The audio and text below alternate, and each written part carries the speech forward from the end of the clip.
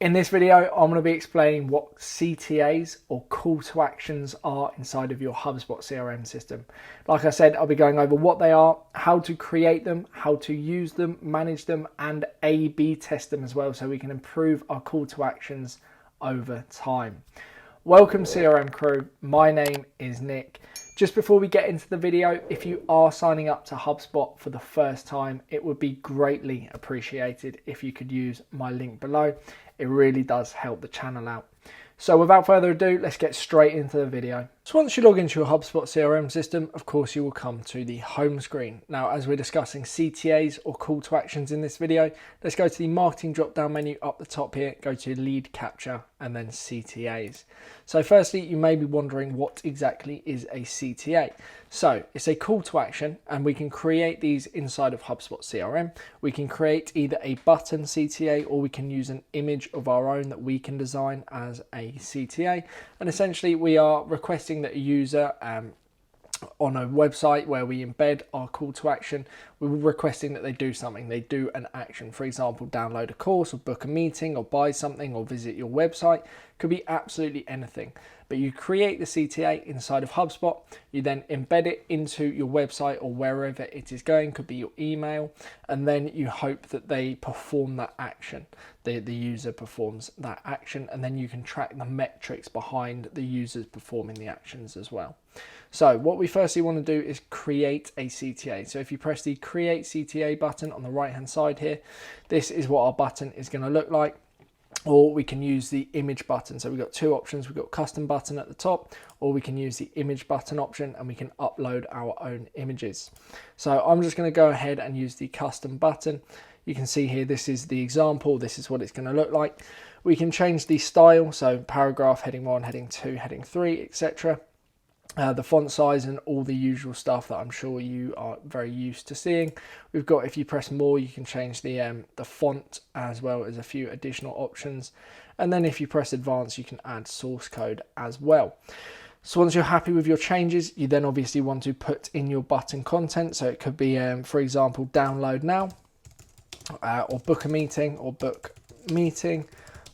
Buy now. It could be absolutely anything, whatever is suitable for you and what this call to action is being used for. So I'm going to leave it as buy now for this example. And then we have button style. Now there are a few interesting styles here. If I go to the download style, you could use this if you wanted to. As you can see, that is the example click. I think I'm going to stick with the simple. And then as you can see, so that's what it's going to look like when you click the button. And then you can change the color. So you've got the hex here. If you press the button options and go to advanced, you can add the RGB or change the hex. And then you've got the different options here where you can drag and drop. So if we go for a nice red color, just an example for this video. And then down the bottom, we have advanced options. So you can select for the button to be fit to text if you'd like to, or you can change the padding between the text and the border of the button. So you can reduce or increase the size accordingly if you'd like to. So 18px, 6px. And then also you can add some custom code if you would like to. I'm not going to go into that in this video. So once you're happy with the design and what's been written on your call to action, just press the next button down the bottom here. And this is where we need to give our call to action a name. So obviously this is an internal name just for reference to keep it simple for you to track. And then we need to set our URL. So where is, when the user presses the button, where is the button going to take them? So if you use the drop down menu, we've got obviously external URL, HubSpot page or blog post, meeting link if you're using the meetings like the Calendly feature inside of HubSpot, a file link, email address, phone number. It's up to you, whatever is most applicable. And then you need to enter in your URL. So if I say www.crmcrew.co.uk, I can test the URL if I'd like to, and then I can select whether the page opens in a new window or not. So maybe if it's on a blog and you're adding a CTA, you're obviously going to want it to open in a new window because then they can come back to the blog and continue reading. Now, finally, we can also associate our CTA with a campaign. I've done a video on campaigns, so feel free to check that out if you're unfamiliar with what they are. But if you'd like to, you can. And then once you're happy, just press the save button. Now, as you can see, the call to action, this is what it's called. This is what it looks like, and we can edit that. And then down the bottom, we have got two options. Now we can create a smart version, or we can A/B test our button. So I'm sure you are familiar with A/B testing. You just maybe change the text or the color and then you can test the two. And the other option is the smart version. So the smart version is if you can essentially set criteria to change the button based on the criteria. So for an example, if the visitor on your website, as an example, let's say the CTA is on your website. If the visitor is from a different country, then change the text to their language, for example. That's the sort of essentially it will just change based on information, and you can set that up if you'd like to. And again, like I said, you can just A/B test your button as well. So if I go ahead and press the Create Multivariate Test button, and then you can see here we got variation B, and we can make some changes. So maybe buy later.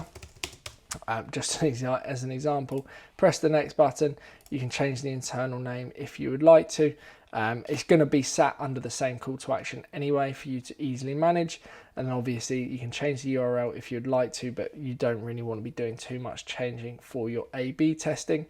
And then once you're happy, just press the save button, and you can see here you've got variation B, and variation A and variation B. Now, unfortunately, you can't have A/B testing and the smart version for a call to action. So I'm going to go ahead and quickly create a new button, and then I will explain what the smart variation is as well. So I've just created a new call to action button, as you can see, and if we press the create smart version instead, you'll see here we have got a list of options where we can essentially differentiate or set criteria. So like I said, the visitor's country or visitor's device or referring source of visit, visitor's preferred language, you've got all of these different options here. So if we say visitor's country and then select the country, let's go France, for example. So if they are a visitor from France, press the next button, we could change the text from new call to action to whatever it be in French. I'm a bit rusty on my French, so I wouldn't be able to tell you, unfortunately, but you could just change that if you'd like to. So it just makes it easier for them. I'll just put French as an example. So if we press the next button, it will be exactly the same. It's just and it will be managed on the same place. It looks very similar to the A/B testing like we just saw earlier, but it's as opposed to the A/B testing, it's just a smart version. So it's just going to differentiate based on the criteria that you set, and you can add additional smart versions if you like. So once you're happy with your CTA, just press the close button. You can see here we've got our two. If you click on it, you can go ahead and manage all the clicks, the views to clicks to submissions or whatever the conversion is. And you can see here you've got your call to action placements. So obviously we've got the new call to action and the French version as we created just a moment ago. Now, if you press the actions button in the top right hand corner, we obviously want to embed our call to actions on our website. So if you press the embed button, you'll then get the HTML code. You can just copy and paste it and then use an iframe and embed it in your website or wherever it is going. And then you can very, very easily manage it, and it will update itself based on the A/B testing and the different variations based on the criteria that we created. So there's no additional work that you'd have to do once it has been embedded. So if I just go ahead and press the back button, we'll go back to all CTAs. You'll be able to see all your call to actions here on this page, and you can manage them as you so wish. You can obviously click on them when we go to the page we were just on, press the preview button if you would like, and that will show you the different variants or the different A/B tests. If we press preview here, we have buy now and buy later.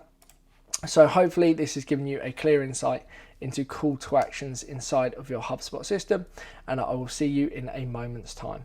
Hopefully you are now all set to be using call to actions inside of your HubSpot system. You can manage them, create them, A/B test them, and embed them into wherever they need to go very, very easily. If you have enjoyed the video or found it at all useful, please consider giving it a like, possibly even subscribing. If you have any further questions at all, you are more than welcome to drop a comment below, or you could email me, as my details are in the description below, and I will do my best to answer any questions you do have. Thank you ever so much for watching, and hopefully I will see you shortly in the next video. Thank you and goodbye.